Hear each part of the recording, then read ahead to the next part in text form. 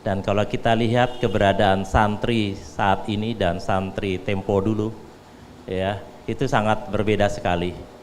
Kalau kita lihat santri zaman-zaman lampau dulu, itu begitu betul santri yang memang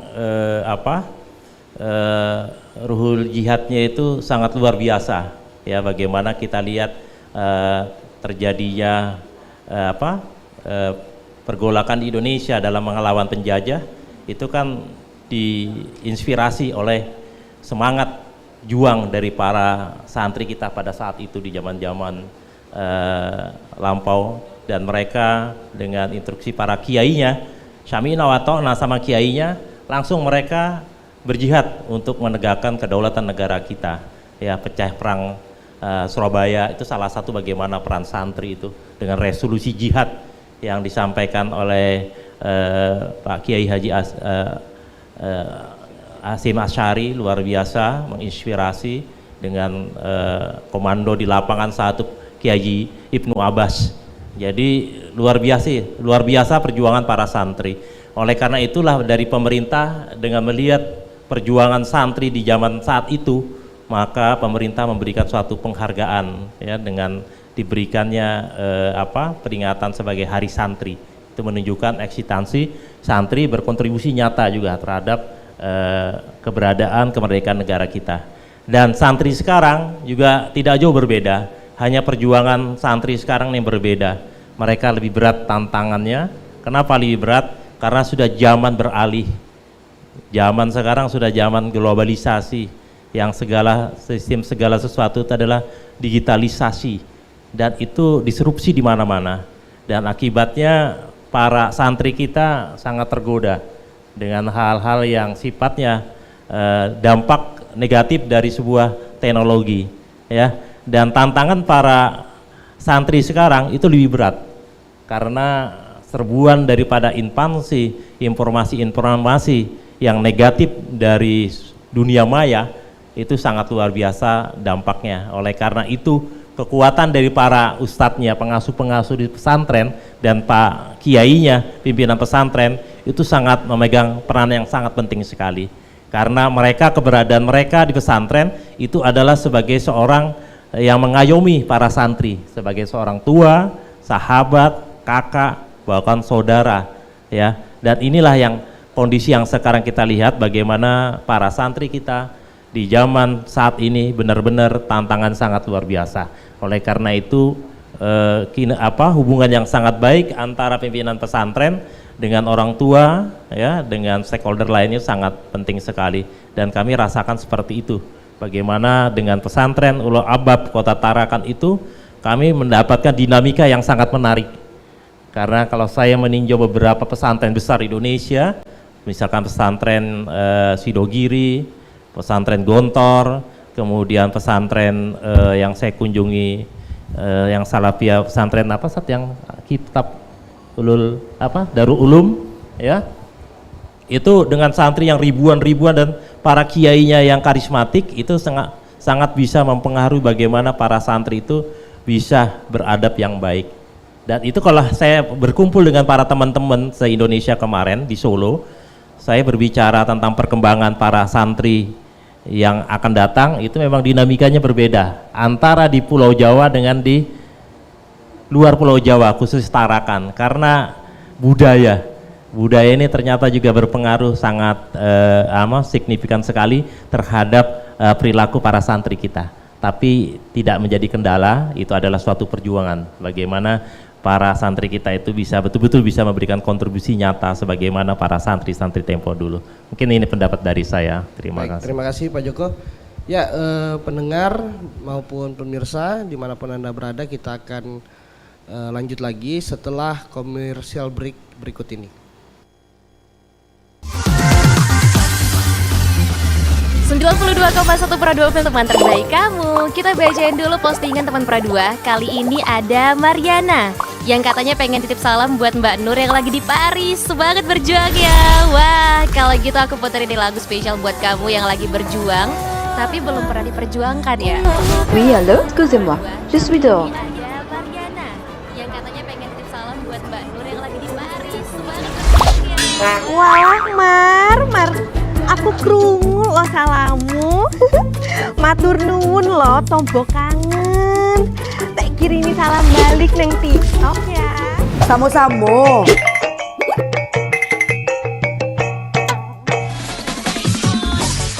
Bundo, jangan main TikTok tarui. Ho ho ho ho ho ho ho. Bundo, awak baru dapat info lowongan Karajo di aplikasi. Elok-elok buyuang, banyak panipu. Indang lah Bundo. RRI News.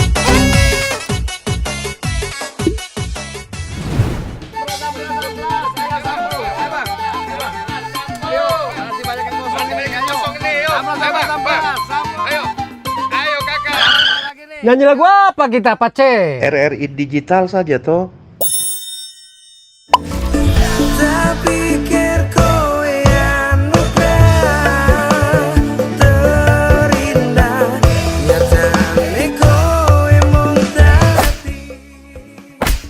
Paten kali lagu campur sari ini.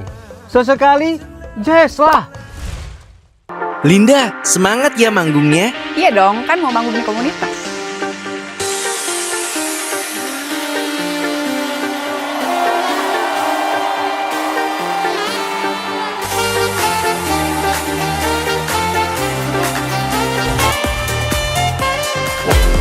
RRI ada di berbagai platform. Sekarang banyak cara menikmati RRI. Kamu yang mana?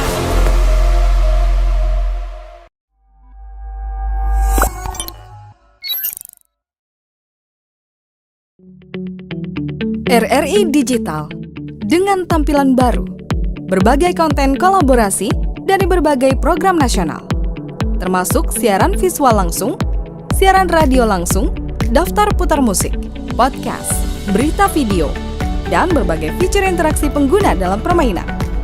Berbagai konten menarik seperti suka, komentar, dan berbagi, serta obrolan langsung dengan penyiar dan pengguna.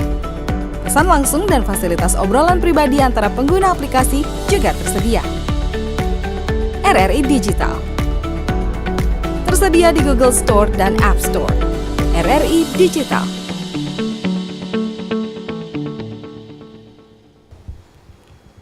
Baik, pemirsa maupun pendengar dimanapun Anda berada, kembali bersama kami pada Dialog Luar Studio spesial Hari Santri 2024 dengan tema Menyambung Juang Merengkuh Masa Depan. Dan sebelum kita lanjut, kami ucapkan selamat datang kepada Bapak Kiai Haji Abdul Somad, LC MPDI, Ketua PCNU Kota Tarakan.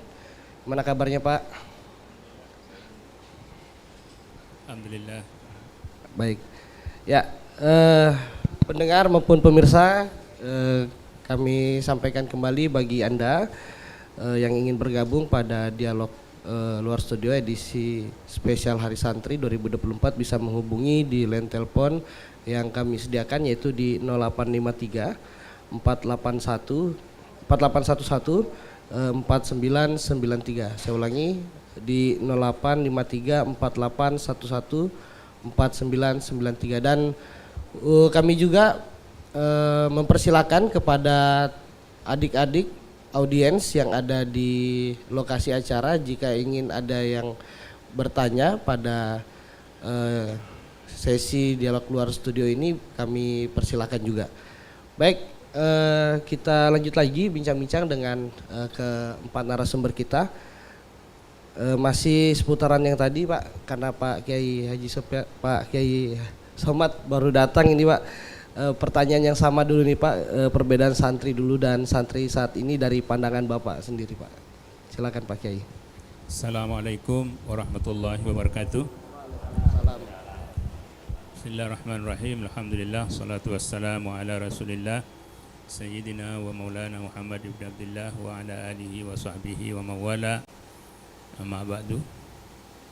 Yang terhormat Pak Kepala Kantor Kementerian Agama Kota Tarakan, pimpinan Pondok Pesantren Ulul Albab beserta seluruh dan Ketua Yayasan. Pagi hari ini kita berkumpul di sini bersilaturahim dalam rangka menyambut Hari Santri Nasional Hari Santri Nasional, insya Allah besok kita akan rayakan. Ini kenapa ada Hari Santri Nasional? Dulunya kan tidak ada. Mungkin santri-santri itu kan bertanya, kenapa baru ada ini? Dulu tidak ada. Jadi kalau di dalam tafsir itu ada asbabul nuzul, kalau hadis itu asbabul wurud. Sebab-sebab munculnya itu apa gitu. Mungkin tadi sudah dibahas. Saya akan nambahkan saja bahwa dulu sekitar 79 tahun yang lalu itu, kira-kira 2 bulan setelah kemerdekaan Republik Indonesia ini, itu ada berita atau ada informasi bahwa Belanda itu mau kembali lagi ke Indonesia untuk menjajah kembali, karena mungkin merasa enak 350 tahun di Indonesia, mau kembali, mau ngikut kepada tentara Inggris atau pasukan Inggris. Mendengar berita ini, tentu rakyat Indonesia pada saat itu marah sehingga seorang ulama di tanah Jawa itu yang kita kenal, yang disebutkan tadi oleh Ketua Yayasan, Ki Haji Hashim Asy'ari, mengundang ulama-ulama se-Jawa dan Madura kumpul di Surabaya membicarakan bahwa Belanda ini mau kembali lagi gitu. Akhirnya sepakat ulama pada saat itu dengan santri-santrinya itu untuk berjuang, berjihad, menolak itu. Pokoknya kalau datang akan dipotong kakinya, begitu kira-kira. Akhirnya datang betul itu. Inggris, pasukan Inggris menurunkan alat peperangannya di Surabaya dengan tentara-tentaranya, termasuk Belanda ada di situ. Akhirnya si Pak Kiai ini mengeluarkan dengan para ulama-ulama yang lain semacam instruksi, semacam fatwa lah, bahwa semua muslim yang mukim di Indonesia yang bukan musafir, fardu ain hukumnya berperang melawan penjajah ini, yang pada akhirnya dikenal dengan resolusi jihad. Karena sudah datang penjajahnya, Belandanya, maka berbondong-bondonglah pada saat itu pemuda-pemuda di Jawa Timur itu, termasuk kiai, ustadz, ulama, santri-santri berperang. Dan berhasil pada saat itu, dalam sejarah itu, menumpas atau membunuh seorang Brigjen, bukan Brigjen Sulaiman ya. Brigjen siapa tuh? Malabi, WS Malabi, dibunuh oleh santri-santri pada saat itu. Dan siapa tadi itu? Abbas siapa? Abbas ya. Akhirnya pada saat itu marahlah Belanda itu, menuntut kepada orang-orang Surabaya bahwa supaya dihadirkan yang membunuh Brigadir Jenderal ini. Kapan tidak dihadirkan pembunuhnya itu, statement Belanda ini, maka akan diratakan itu Surabaya. Berhasil sampai tanggal 10 November betul-betul diratakan oleh Belanda itu. Dan di sini ribuan santri yang meninggal, yang wafat berperang melawan penjajah itu. Di situ juga ada keluar statementnya atau jargonnya Yazim Asy'ari itu, hubbul watan minal iman. Cinta tanah air itu bahagian daripada iman. Bahwa meninggal karena membela tanah airnya, mati syahid. Sehingga dulu ada slogan itu, iskariman awmut syahidan, ada muncul seperti ini. Semua sumber dari santri dan ulama pada saat itu. Sehingga bersatulah pada itu rakyat dan santri, ulama, tokoh-tokoh seperti Bung Tomo dan lain sebagainya itu untuk mengubarkan perlawanan terhadap Belanda. Dan alhamdulillah santri dan ulama pada saat itu dengan elemen-elemen yang lain mampu mempertahankan kemerdekaan itu. Nah, kemudian sekarang santri tentu tidak memotong kaki Belanda sudah kan, karena sudah merdeka. Apa yang harus kita persiapkan? Ya tentu yang harus kita persiapkan adalah semangatnya itu, semangat santri dulu itu. Santri ini bagaimana belajar bukan hanya menghafal Al-Quran, bukan hanya baca kitab kuning, tetapi harus mampu dari berbagai aspek dalam rangka mengisi kemerdekaan ini. Jadi santri itu bagaimana nanti menjadi santri ketika negeri kita ini butuh kepada santri, santri itu harus hadir. Ketika ada penjajah, ada kelompok-kelompok yang mau merongrong kemerdekaan ini, maka santri harus siap memotong kakinya itu. Maksudnya kaki penjajah itu. Santri kita dibutuhkan oleh negeri harus hadir. Bukan santri misalnya ketika negara kacau hilang dia. Nanti negara aman datang mengacau dia. Bukan begitu. Jadi semangat santri itu bagaimana semangat agamanya itu kuat, kemudian militansi nasionalismenya juga kuat. Jadi jangan seperti misalnya ada negara itu kan hanya agamanya saja.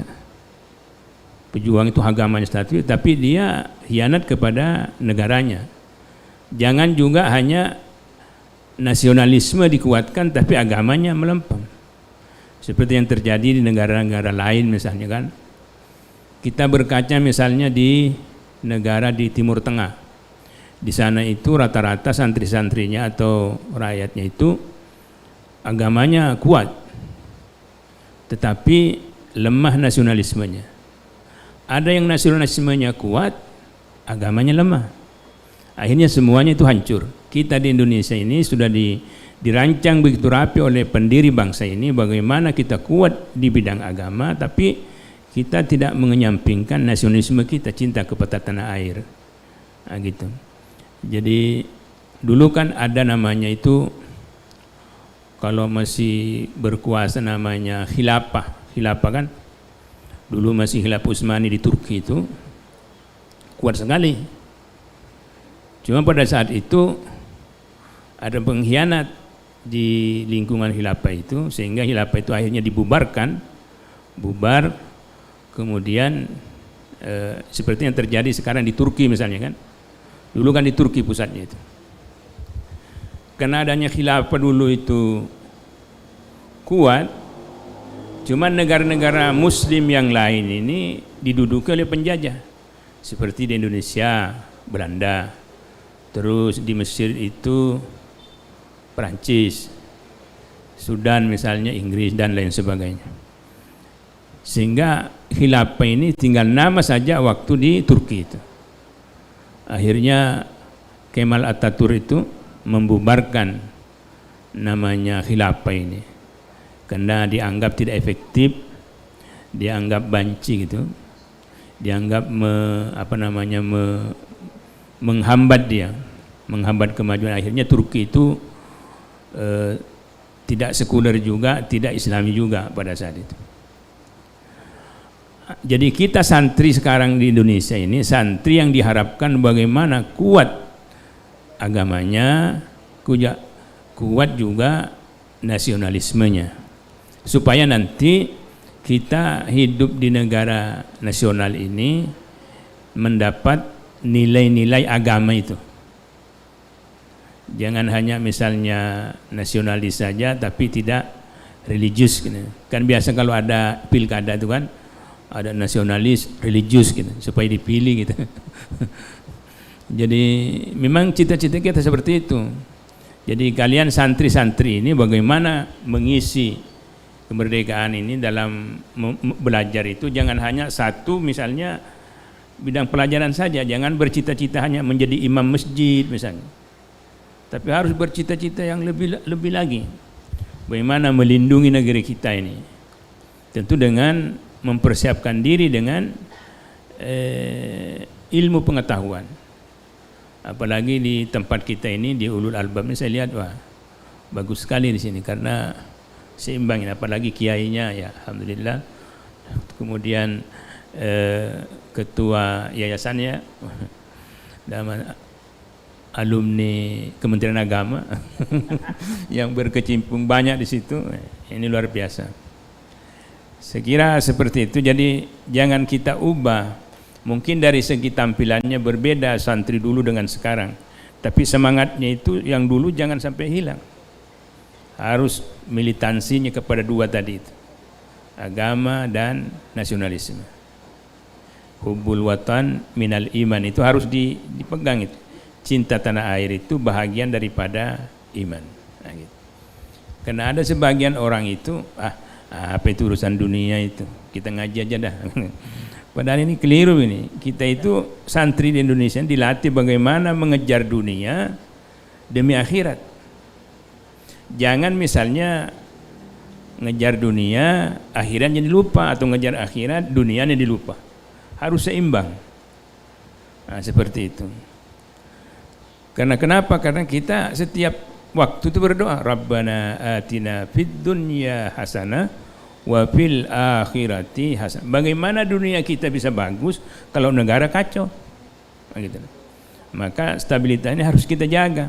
Nah, berangkat dari sini, kita seorang santri itu harus toleran, tasamuh. Ini harus ditanamkan kepada santri-santri kita, bagaimana kita itu punya semangat toleransi. Jangan misalnya selalu mau menang sendiri, misalnya kan. Jangan selalu kita ajak yang benar, misalnya. Jangan. Karena kita sudah ditakdirkan hidup di negara Republik Indonesia ini dari bermacam suku, bangsa, bahkan keyakinan. Jadi kita harus ini ditanamkan kepada santri atau santri-santri sendiri, harus ini dipahami gitu, bahwa kita ini sudah diformat oleh founding father kita. Negara Republik Indonesia terdiri dari berbagai suku bangsa, memang plural, majmu'. Jadi kita, sehingga dulu orang itu, pendiri bangsa ini mendirikan namanya Pancasila itu. Pancasila. Di Pancasila ini hanya satu-satunya yang bisa mengakomodir keragaman yang berada di Indonesia ini. Itu sebabnya di sekolah-sekolah itu, biar di pesantren diajarkan itu pendidikan Pancasila. Ada juga sini. Kemudian kalau bendera, hormat bendera kan begini. Bukan berarti kita itu menyembah bendera, tidak. Cuma melatih anak-anak kita bagaimana punya militansi terhadap, punya nasionalisme yang kuat gitu. Karena ada sebagian kapan itu tidak mau hormat bendera dia. Sekolahnya Pak Kamal kayaknya. Tidak mau sampai ke pengadilan apa itu. Ini kan doktrin yang keliru. Doktrin sama dengan orang misalnya ngapain mau ke Mekah, kita nyembah batu aja di situ. Ini kan harus kita luruskan. Nah, saya kira itu sebagai tambahan tadi mungkin. Baik, terima kasih Pak Kiai Somad. Kita lanjut ke sesi berikutnya. Ini ada pertanyaan juga nih dari kami Pak, terkait dari Kemenak dulu Pak. Bantuan dan penguatan apa yang telah diberikan pemerintah untuk santri nih Pak? Ya, baik, terima kasih. Bisa dijelaskan? Baik, terima kasih. Tentu Kementerian Agama hadir, dalam hal ini pemerintah hadir untuk memberikan afirmasi dan rekognisi terkait dengan keberadaan pondok pesantren. Yang paling besar yang kita rasakan terkait dengan apa peran pemerintah terhadap pondok pesantren ini adalah lahirnya Undang-Undang Nomor 18 Tahun 2019 tentang pesantren, Pak. Ini saya kira sebuah rekognisi dan pengakuan yang sangat luar biasa pemerintah gitu. Bahkan undang-undang ini gitu ya. Bahkan undang-undang ini bukan kaleng-kaleng gitu ya. Kalau undang-undang itu jelas, saya kira dari sisi keberadaan pondok pesantren ya di Indonesia ini begitu diakui, yaitu salah satunya dengan lahirnya Undang-Undang 18 2019 tentang pondok pesantren. Kemudian terkait dengan program-program di Kementerian Agama yang juga gitu. Ini saya ingin cerita. Di Indonesia itu pesantren yang tercatat saat ini itu tidak kurang dari 41.200 pesantren. 41.000 pesantren yang ada di Indonesia, dan di Tarakan sendiri saat ini ada sekitar 13 pesantren Pak yang diakui dan tercatat terdaftar di Kementerian Agama. Nah, tentu keberadaan pondok pesantren yang sedemikian luar biasa itu dalam rangka mendidik anak-anak bangsa itu, tentu pemerintah harus hadir. Contoh yang hadir yang paling nyata adalah pertama, ada sebuah direktur di pejabat eselon 2 di Dirjen Pendidikan Islam yang memang bekerja dan bertugas untuk mengatur terkait dengan keberadaan pesantren itu. Yakni direktur Pontren, gitu ya, Pondok PD Pontren, Pendidikan Diniyah dan Pondok Pesantren. Nah, program-programnya banyak sekali, Pak. Salah satunya adalah terkait dengan misalnya bagaimana kemandirian pondok pesantren melalui bantuan-bantuan yang diberikan untuk memastikan pesantren ini tidak dia hidup mandiri gitu ya, tidak tergantung dengan yang lain.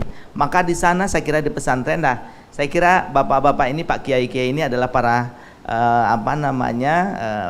pimpinan pondok pesantren, di mana memastikan di pesantren itu ada kemandirian baik dari sisi ekonomi maupun apatah lagi kalau bicara terkait dengan kehidupan. Saya katakan 24 jam berada di dalam, bagaimana siswanya ini, santrinya ini menjadi santri yang mandiri gitu ya. Program-program baik itu berupa bantuan atau program kegiatan dan lain sebagainya untuk memastikan santri-santri kita ini santri yang memang diperhatikan oleh pemerintah.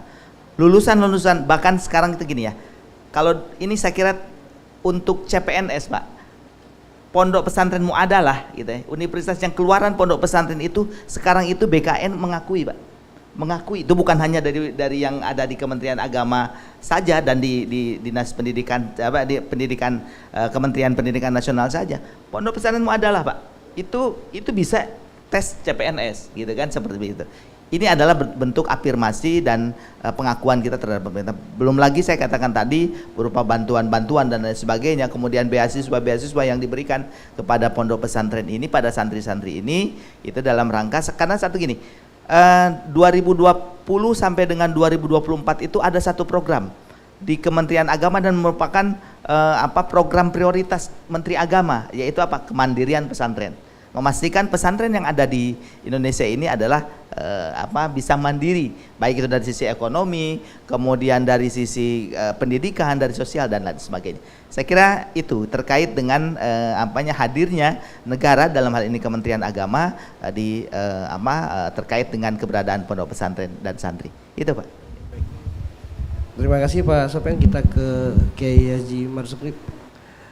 Terkait ini Pak, masih bersoalan dengan bantuan dan regulasi yang saat ini, kalau dari pandangan Pak Kiai sendiri, apakah sudah cukup nih Pak untuk santri, atau apa yang perlu ditingkatkan lagi ke depannya mungkin? Ya, alhamdulillah kalau pondok pesantren kami alhamdulillah sudah beberapa kali dapat bantuan dari pemerintah dan alhamdulillah sudah digunakan dengan baik. Ya, tinggal ya setiap kali ada bantuan tentu ada pertanggungjawabannya. Pertanggungjawabannya itu sudah dibuat untuk mendapatkan bantuan selanjutnya lagi, insyaallah. Barangkali cuma itu aja yang saya tambah sedikit saja. Terima kasih. Baik, ada audiens yang ingin bertanya, kita persilakan. Nama dan dari kelas berapa?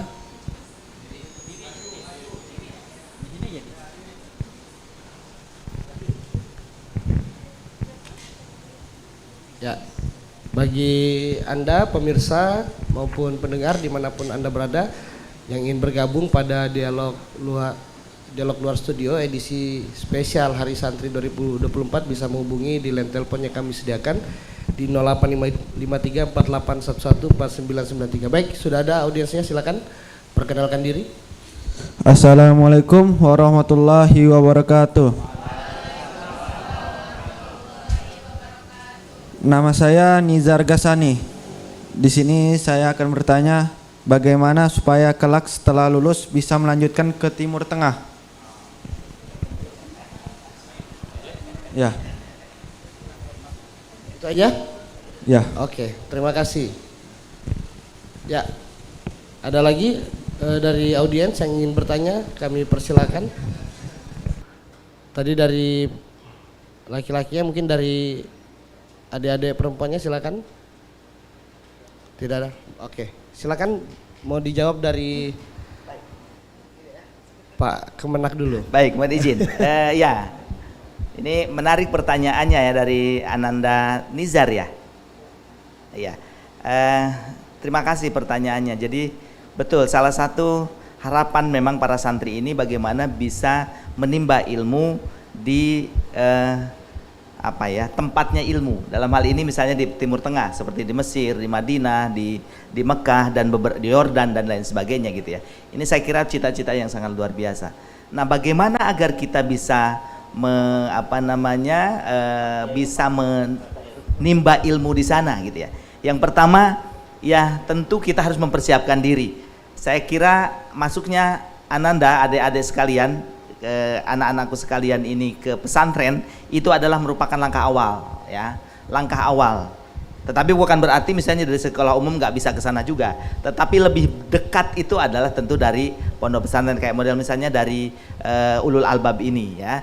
Saya kira itu langkah awalnya. Setelah masuk ke sana kemudian tentu kita perlu mempersiapkan diri terkait dengan apa yang harus kita kuasai untuk masuk ke sana ya.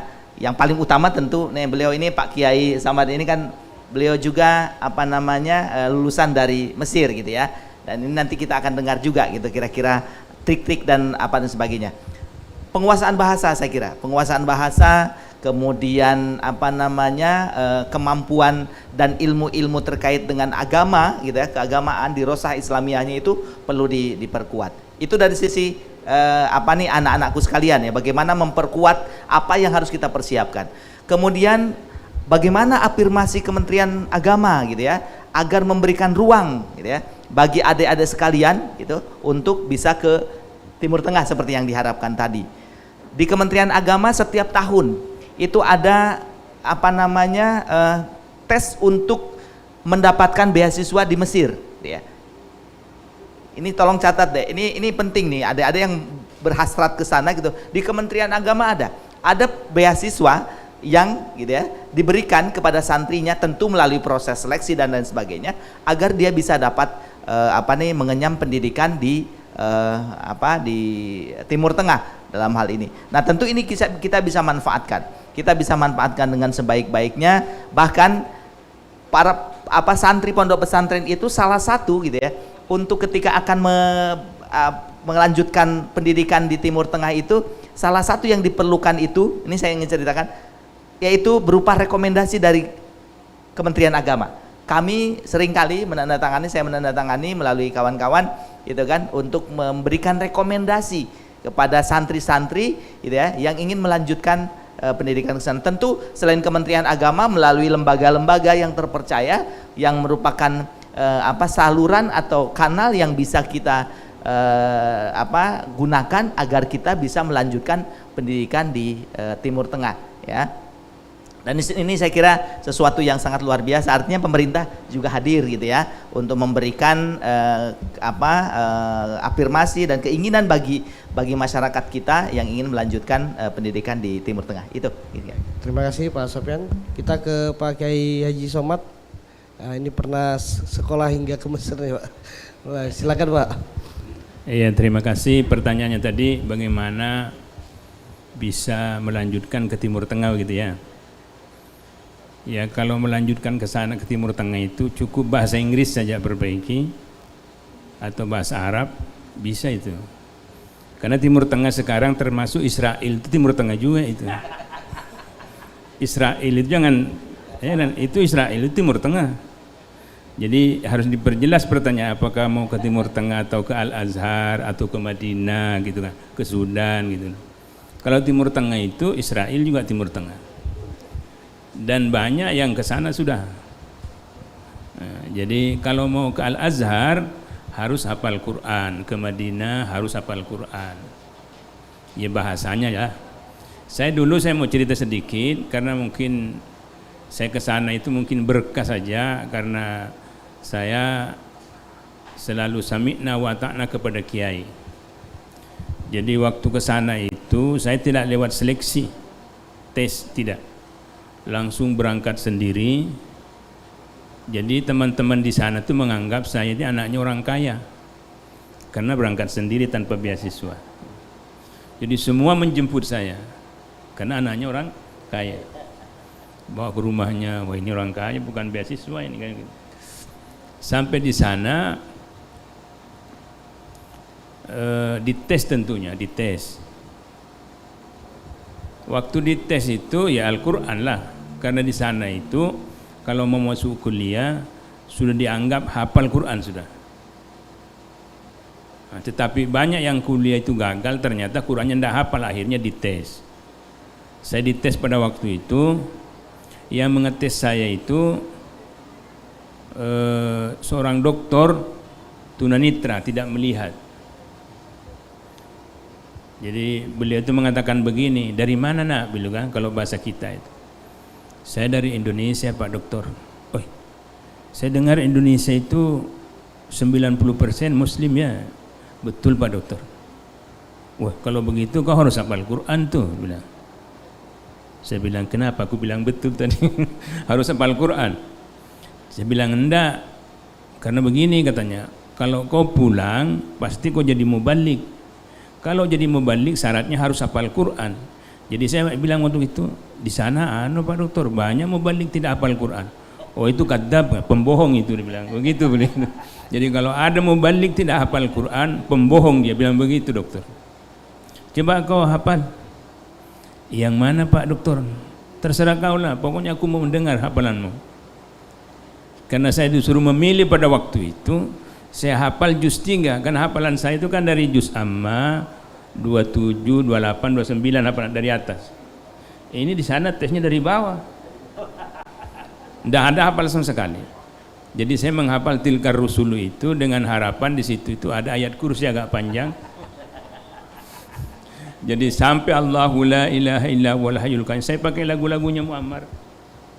Pak Dokter itu mengatakan sama saya setelah wala yauduhu hifdhuhuma wa huwal aliyul azim.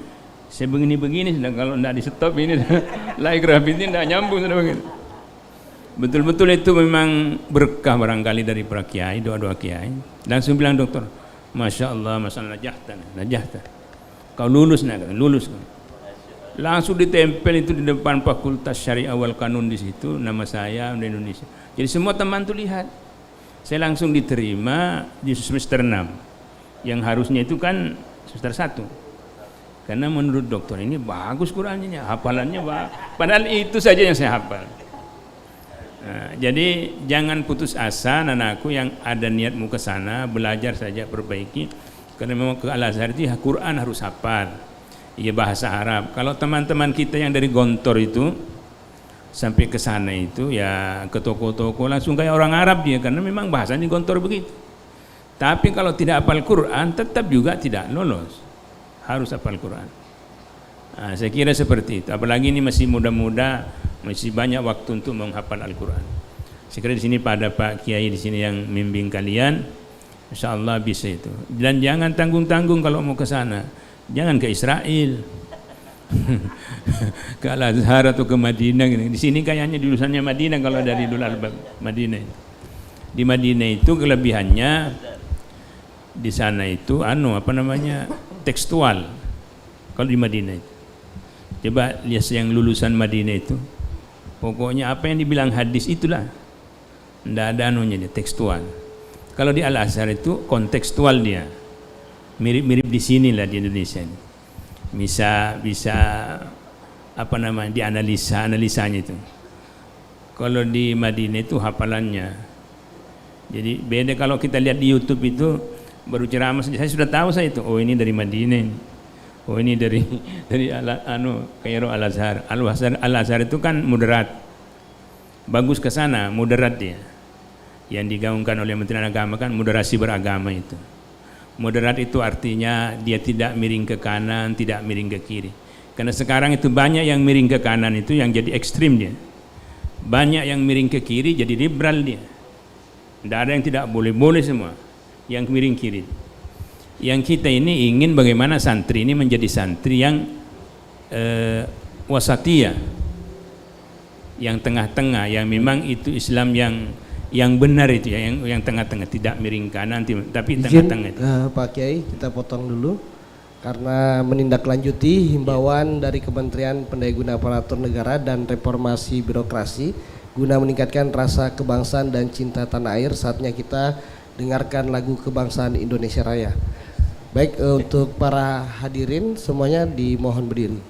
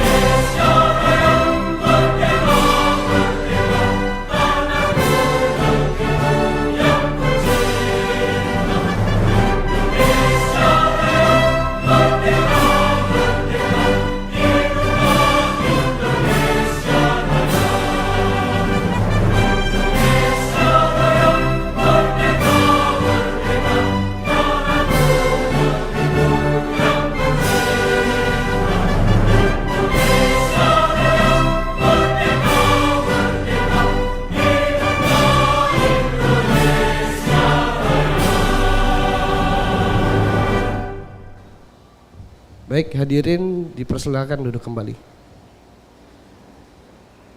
Ya, Pak Kiai Haji Somad, ada mau dilanjutkan lagi dari pertanyaan audiens atau cukup? Baik, kita ke Pak Joko. Silakan Pak, tambahannya dari pertanyaan audiens tadi, silakan. Ya, jadi berdasarkan pengalaman saya ya sebagai Kepala Seksi Pendidikan Islam di Kementerian Agama Kota Tarakan, dan kebetulan saya menangani juga pemberian rekomendasi para santri ya ingin melanjutkan pendidikan di Timur Tengah. Dan waktu itu sekitar 4 orang kalau tidak salah, bahkan ada 2 orang dari SMA Negeri 2, tapi dia pernah santri juga. Nah, itu ternyata dia juga bukan hanya di Madinah ataupun di Al-Azhar ya Mesir, tetapi mereka mengambil di King Abdul Aziz di Arab Saudi. Dia mengambil di Universitas King Abdul Aziz. Kemarin itu kalau tidak salah dia ngambil jurusan teknik. Nah, jadi di Timur Tengah itu ada juga pilihan-pilihan ya.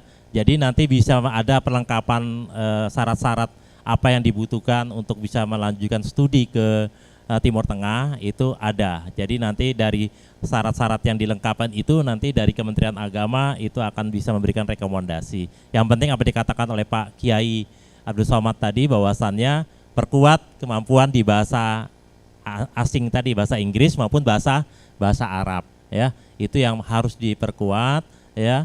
Dan tesnya juga kalau dulu mereka tesnya sampai berangkat ke Arab Saudi. Tapi sekarang katanya cukup di online saja, hasilnya itu pasiennya kalau memang lulus sudah langsung berangkat dan beasiswa full dari Arab Saudi. Itu yang saya dapatkan informasi dari siswa yang kebetulan saya tanya kenapa dia mengambil jurusan ke Timur Tengah. Dan kemudian juga perlu tambahan juga saya dari Yayasan Pendidikan Islam Ulul Albab Kota Tarakan yang kebetulan juga mengelola Pondok Pesantren Ulul Albab Kota Tarakan. Kami mengucapkan terima kasih kepada pemerintah, khususnya Kementerian Agama, dengan bantuan pengembangan pesantren. Kami diberikan bantuan inkubasi bisnis pesantren. Dan alhamdulillah kami bisa mengembangkan bantuan itu sehingga menjadi beberapa ulul albab mats ya. Jadi minimarket mini, kemudian kami kembangkan dan kantin ini.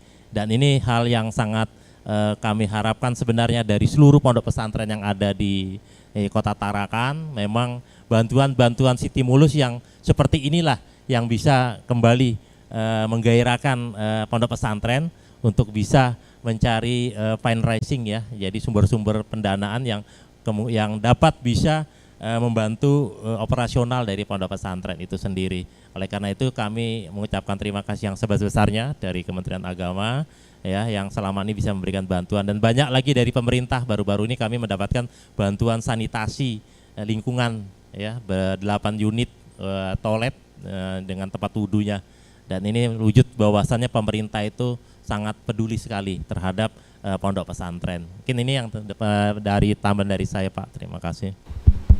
Baik ya, terima kasih Pak Joko. Ada audiens lagi ternyata, satu orang, silakan yang ingin bertanya.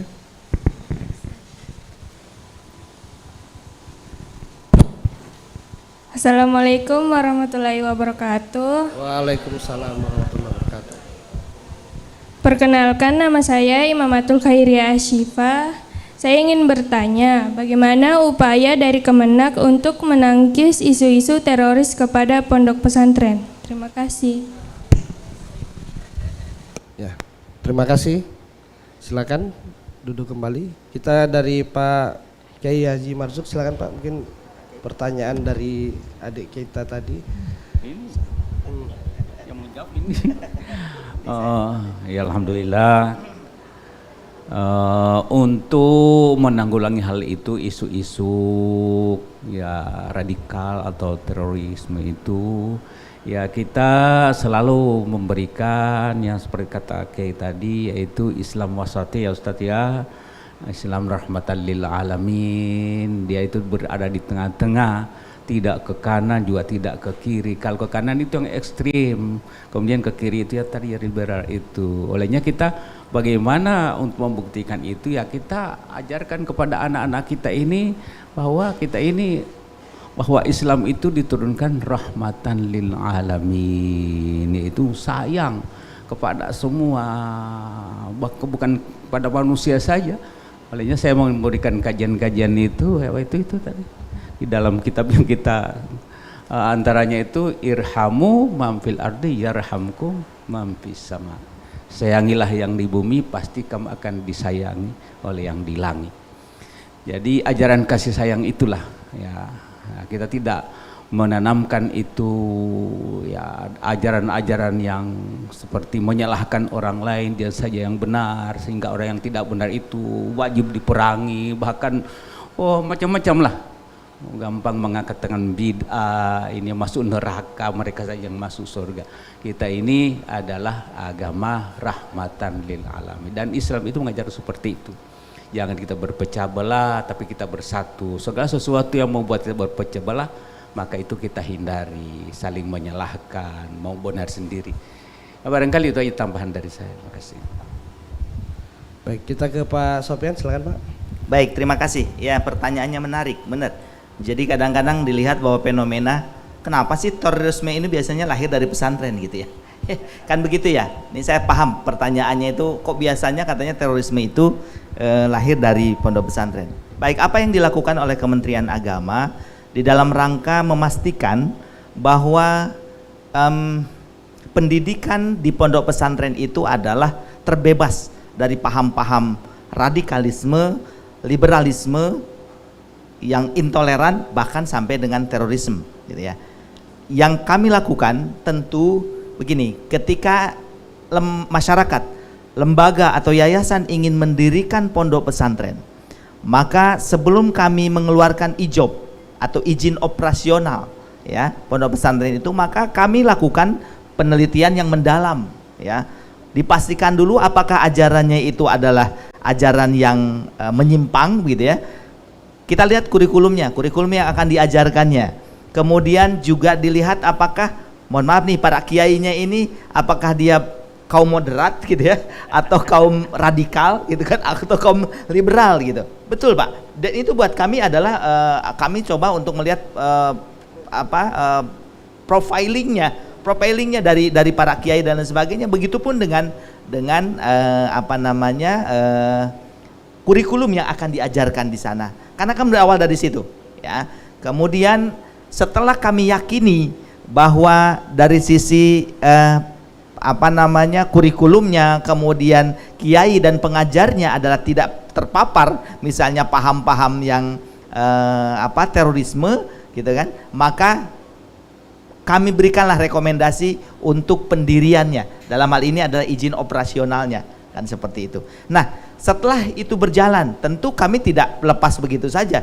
Tentu kami punya para petugas yang memang senantiasa memantau bagaimana perkembangan pondok pesantren itu, apakah dia yang disampaikan oleh para kiai tadi, apakah mereka mengajarkan terkait dengan Islam wasatiyah, ya, moderasi beragama. Karena saya kira salah satu program di Kementerian Agama juga saat ini adalah mulai tahun 2018 sampai dengan 2024 ini kemudian digaungkan terkait dengan moderasi beragama. Bahkan konon, yaitu tadi ke depan itu adalah moderasi beragama ini bukan hanya leading sektornya Kementerian Agama saja, tetapi akan masuk ke seluruh kementerian, akan dibawa ke seluruh kementerian, pemerintah daerah dan lain sebagainya, agar memastikan masyarakat kita ini adalah masyarakat yang moderat, seperti itu. Nah, jadi kalau pertanyaannya tadi bagaimana kiat-kiat yang dilakukan oleh Kementerian Agama, mulai dari pendiriannya, kemudian pengawasannya, gitu ya, dan memastikan kalau memang ada yang terpapar dan lain sebagainya, ya kami tentu segera melakukan langkah-langkah untuk meluruskan, itu kan pandangan-pandangan terkait dengan ya yang namanya perbedaan, misalnya perbedaan mazhab, perbedaan khilafiyah, ya, gitu kan, kemudian yang bersifat furu'iyah, gitu ya, itu kan tentu bukan sesuatu yang perlu diperbesar, gitu kan. Akan tetapi saya kira kalau yang sudah bersifat terorisme dan lain sebagainya, tentu kami bisa sampai dengan menutup atau mencabut izin operasional dari pondok pesantren. Tapi saya kira di Tarakan belum ada tuh izin operasional yang ditutup gara-gara misalnya terpapar paham terorisme gitu. Alhamdulillah belum pernah ada. Itu barangkali ya. Ya, terima kasih Pak Sofyan. Kita ke Pak Joko, silakan Pak menambahkan dari pertanyaan tadi.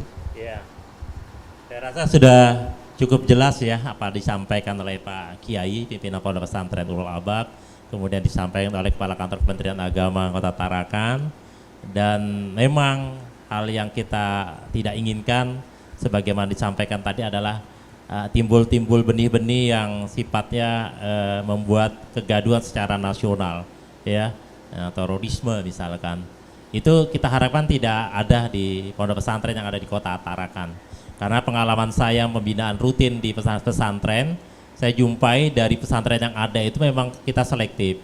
Kita selalu menggaungkan betapa moderasi beragama, suatu program dari Kementerian Agama itu bisa kita sosialisasikan, sehingga keberadaan pesantren itu betul-betul bisa mendamaikan, menyejukkan, ya, menyejukkan lingkungan sekitarnya, bukan menimbulkan kecurigaan, ya. Dan oleh karena itulah selalu kami tekankan itu, bagaimana cinta tanah air itu lebih utama dari cinta dari tanah air itu ada bagian daripada sebagian daripada iman. Ini selalu kami tanamkan hal seperti itu, karena bagaimanapun juga pondok pesantren itu kan sangat megang peranan yang penting di dalam membangun peradaban umat, ya, di mana bentuk generasi-generasi yang rabani, generasi-generasi yang berakhlak, generasi-generasi yang tentunya bermanfaat bagi umat sesamanya. Oleh karena itulah keberadaan pondok pesantren itu sangat penting. Oleh karena itu kita yakin, ya, bibit-bibit seperti itu senantiasa kita akan sirnakanlah di lingkungan pesantren, dan kita yakin bahwasannya walaupun pengaruh dari dunia maya ini yang sangat kuat sekali, tetapi dengan program pembinaan yang rutin dari pemerintah khususnya Kementerian Agama di dalam mensosialisasikan tentang moderasi beragama, karena beberapa pesantren sudah para ustadz-ustadznya itu sudah mengikuti itu, ya, dan itu saya insya Allah hal itu tidak akan bisa terjadi. Dan tetap kami berpesan kepada para santri waspada saja, ya.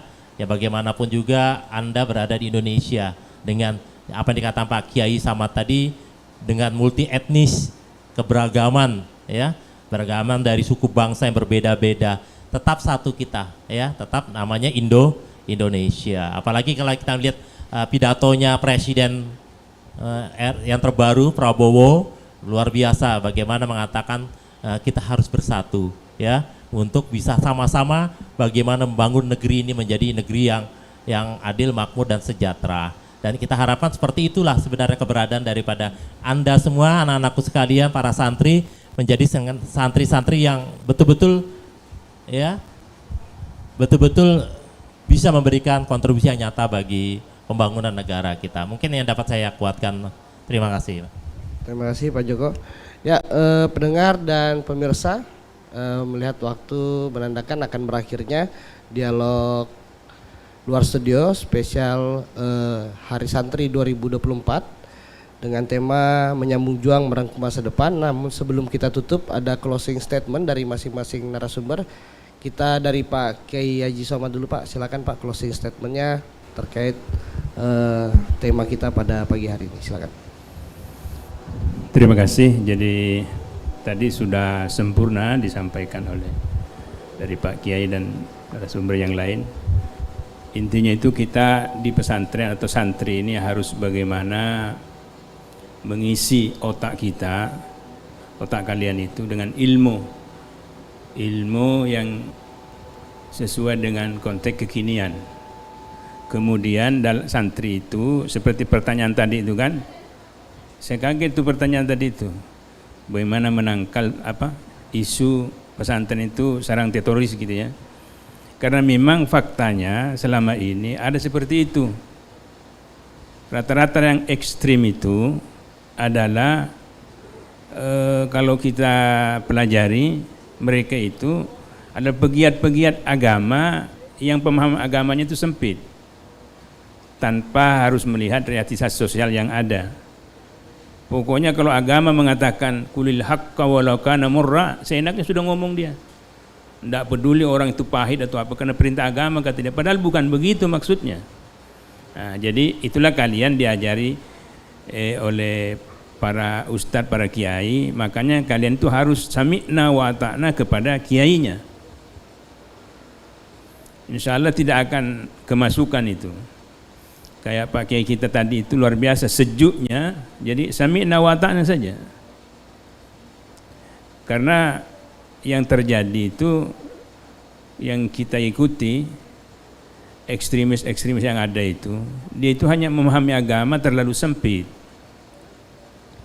gitu. Jadi kalau kata Pak Ketua Yayasan tadi, hubbul watan minal iman, itu cinta tanah air bagian daripada iman, maksudnya itu agama ini harus kuat, agama harus nasionalis gitu, nah, nasionalisme. Karena agama tanpa nasionalisme akan ekstrim, itu saya pasti itu. Pasti ekstrim dia. Nasionalisme tanpa agama akan kering. Harapan para pendiri bangsa ini dulu, bagaimana kita melahirkan santri-santri yang mentalitas agamanya itu kuat, nasionalismenya juga kuat, gitu. Sehingga agama ini bisa didakwahkan di tanah air kita gitu, karena kita punya tanah air. Kalau tanah air kita tidak bagus, di mana didakwahkan? Nah, gitu. Kemudian tanah air kita ini mendapatkan siraman-siraman nilai-nilai agama. Saya kira seperti itu. Kemudian saya tadi itu kenapa kan belum ditutup tadi masalah kenapa ada hari santri kan? Tadi itu jadi ada peristiwa 10 November di Surabaya itu, sehingga pemerintah itu mengakui, memberikan apresiasi kepada eksistensi santri dan pesantren kiai ini, bahwa memang perannya luar biasa terhadap lahirnya negara Republik Indonesia ini, sehingga ditandatanganilah atau ditetapkanlah tanggal 22 Oktober itu sebagai hari santri pada tahun 2015 kali ya, 2015. Jadi sudah berapa tahun ini? Sekarang 10 tahun sudah. Alhamdulillah. Jadi tinggal jangan kita bersuudzon kepada pemerintah. Ini luar biasa apresiasinya pemerintah kepada kita. Nah, seperti itu. Jadi sekali lagi, agama tanpa nasionalisme akan ekstrim. Nasionalisme tanpa agama akan kering. Saya kira demikian. Baik, kita ke Pak Joko, silakan Pak closing statementnya.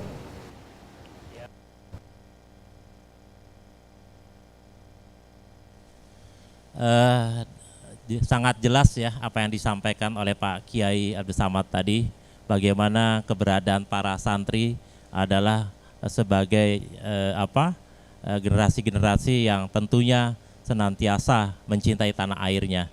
Dan kami berharap para santri di pondok pesantren Ulul Albab demikian juga ya, mengutamakan bagaimana kecintaan tanah air itu lebih utama.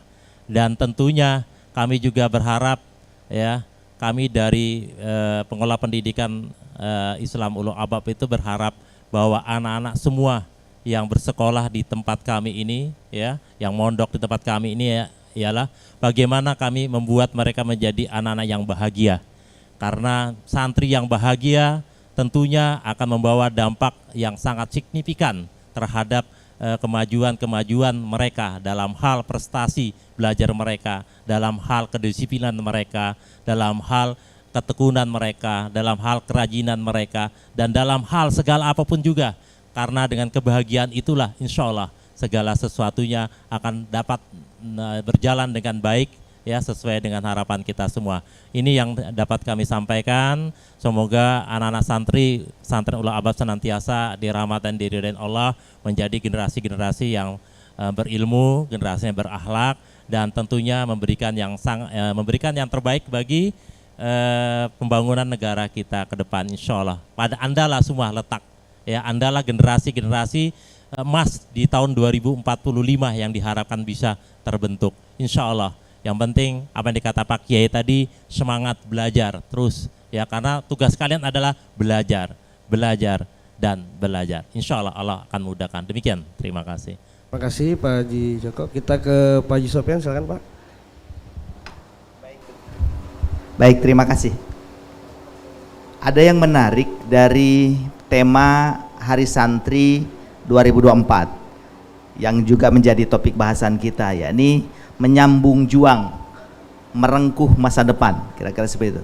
Perasa ini menarik Pak, perasa ini adik-adik sekalian menarik. Bagaimana peringatan Hari Santri 2024 ini kita menyambung juang, pesan-pesan perjuangan yang telah tadi disampaikan oleh para kiai terkait dengan dari sisi sejarah, bagaimana melalui resolusi jihad Pak Kiai Haji Hasyim Asy'ari pendiri NU menyerukan dan lain sebagainya, itu kan semangat juang yang sangat luar biasa. Nah, maka 2024 ini dengan peringatan Hari Santri ini bagaimana nilai-nilai dan semangat juang itu gitu ya, kita bangkitkan kembali. Tentu dalam rangka bagaimana dengan dimensi yang berbeda. Kalau dulu dimensinya adalah dimensi perjuangan melawan penjajah, tentu sekarang adalah bagaimana kita menjadikan kita ini menjadi berarti bagi bangsa ini, yaitu dengan dilanjutkan menyambung juang dan merengkuh masa depan.